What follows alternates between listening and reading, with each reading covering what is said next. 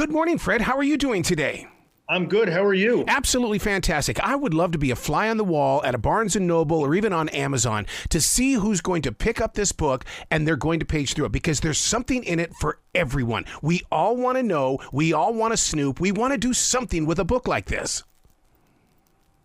Yeah, it's the outpouring has been great. So it's been very exciting. If you told me a year ago I'd be on national cable stations and shows such as yours, I would have said, not really in my plans. But the book came together, basically to honor my dad, Fred, Donald's older brother, who was a real caring and charismatic guy, and my youngest son, William, who's 25 and has complex disabilities, Aww. is the most courageous and inspirational person I know. And he opened the door for me to advocate on behalf of the people with intellectual and developmental disabilities. So that's important to me. And I realized in really thinking about it that I couldn't tell those stories without telling the story about my family, the Trump family, as complicated and sometimes cruel as it was, but also having to involve the lodestar, Donald, in it. And what I hope the folks that may consider buying the book is that it's different than any other book that has been written about Donald. It's not a journalistic piece. It's not a research paper. It's not by somebody that knew him for 10 minutes and decides to write a book. I was there during his formative years. He's the first person to put a golf club in my hand. I knew him during his school years. I knew him during his business career, which we shared. We didn't work together. I'd never worked for his family business, but I was in the rough and tumble real estate world for 35 years. Wow. And I knew him during his political years and visited him often in the White House and was able to contact him pretty much any time I wanted to by phone. So that's how this book is really different than any others. And I think it's really a great story. It's not meant to be a hit piece. It's just a really good first-person accounting of my family. Yeah, see, and what I love about it, Fred, is the fact that you're sharing your family history, because my parents didn't write anything down. And my interpretation of my relationship with my parents or my brothers, it's completely different. I mean, I want this book to be an inspiration for people to pick up their own writing instruments and share their stories. No matter if it's good, great, bad, in the middle, it doesn't matter. Just share the story. Yeah.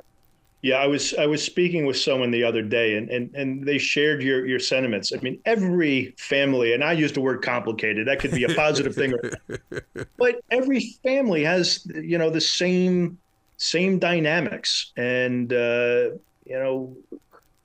this I just thought was an interesting vehicle for me to tell the story, and also first and foremost to advocate on behalf of the disabled. How did you lay out the book, and what were the decisions that went into that? Or was that all in the editing department? No, it was interesting. I have the reputation of being a really good storyteller. So I sat down with a writer who I had actually known for a number of years. And when we chose our publisher, Simon & Schuster, one of the choices was Ellis Hennigan. I said, that's really crazy, because I know Ellis and I think Ellis is fantastic. And we spent, it's actually a pretty... I still can't believe it. We did this book from the minute I met with Simon & Schuster, two Zoom calls, which took place right before Christmas 2023. Wow. Started writing the book second week of January. We did the audio book, which I read because Simon & Schuster insisted that my Queen's attitude and voice needed to be there. We did all of that, finished the editing, books ready to print by June 8th. Oh, my God. Yeah, a lot of Coca-Cola and Twizzlers, let me put it that way. If there's such a thing as red dye number 2 or 9 or whatever, I'm in trouble. So now that you've had that ability to sit on that microphone with those earphones, does that inspire you to want a podcast? Because, I mean, once you've been bitten by that bug, you can't shake it. Yeah, here's the thing. I'm a technological social media moron. You say podcast to me. I've done a few. I've done the Enemies List. I've done Bulwark. I've done Katie Couric. They're all really cool. And I could see me doing that. I have topics galore. I just don't know the bones about how to get it up and running. But yeah, no, it's something I would love to do. My wife doesn't necessarily love this trait, but I love to talk. Yeah. So it would be something I would be interested in. One of the things that I find inspiring inside your pages is that you don't feel like that you're living in a shadow, that you physically, it's like everybody is important here. And I love that because, you know, when I first initially picked up the book, I was thinking, ooh, we get some dirt. And it's like, no, that's not there. Yeah, it wasn't meant to be. In fact, you know, opening my mouth too much sometimes was a bad thing. And I insisted during editing that stuff get taken out because I didn't want it to be a gossipy book. And believe me, there's plenty of gossip, much of which everybody has heard. I didn't want it in my book because that, in my mind, that would have cheapened it. And I didn't want that. So then where do you grow from here? I mean, because now that you've got the book out and now that people are going to be talking about the book and experiencing it and seeing a completely different story, I mean, it's like you can't go away from us, Fred. You got to give us something else because, like you said, you are a storyteller. Yeah, I'm thinking of options. I'm trying to get through this first couple of weeks of intense media stuff. And again, it's, you know, speaking with someone like you is a real pleasure. Doing some of the cable, it was great. I love it and I feed off of it. I just have to think of the right platform for me to, again, match my political junkiness with the advocacy that I want to do. Is there going to be a time where people will get to go into the cutting room so they can see what you had to leave on the floor? Because like you said, you had to edit stuff out. Look, yeah, there was stuff left out, but the gossipy stuff, no, I'll never get into it because it's hurtful. And I had to get used to that as a young adult and an adult hearing the crap. I just am uncomfortable with it. I don't like it.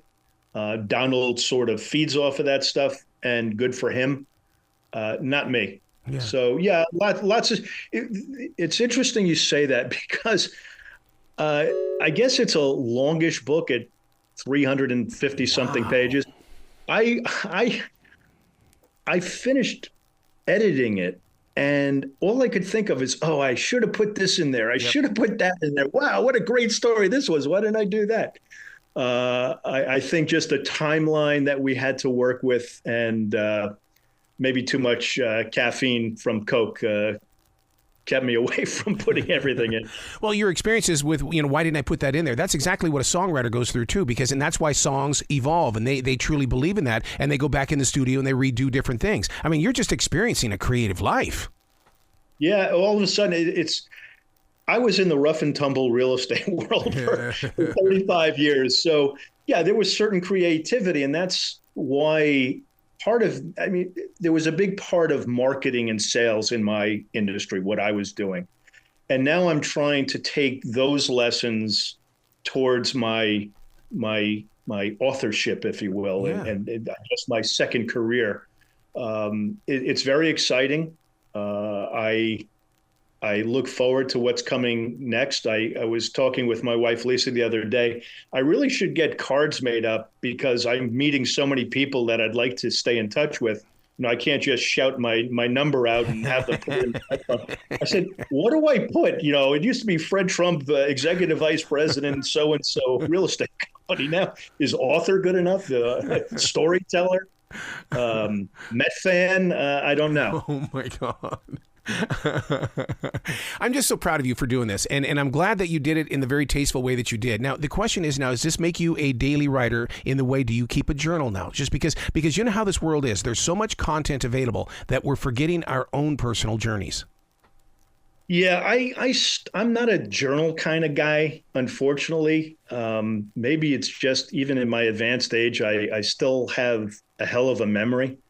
But you're absolutely right, and it's a good point. I do write notes down on my little laptop and send it off to a file.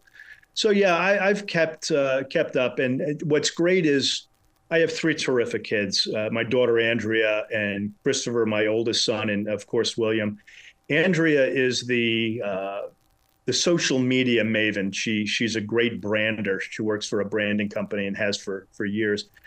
She's the one running my Instagram account. I still don't even know how to get on it, but I have to sometime. You got to come back to the show anytime in the future, Fred. Man, you would fit so well down here in the South with that little Yankee little accent you got going on.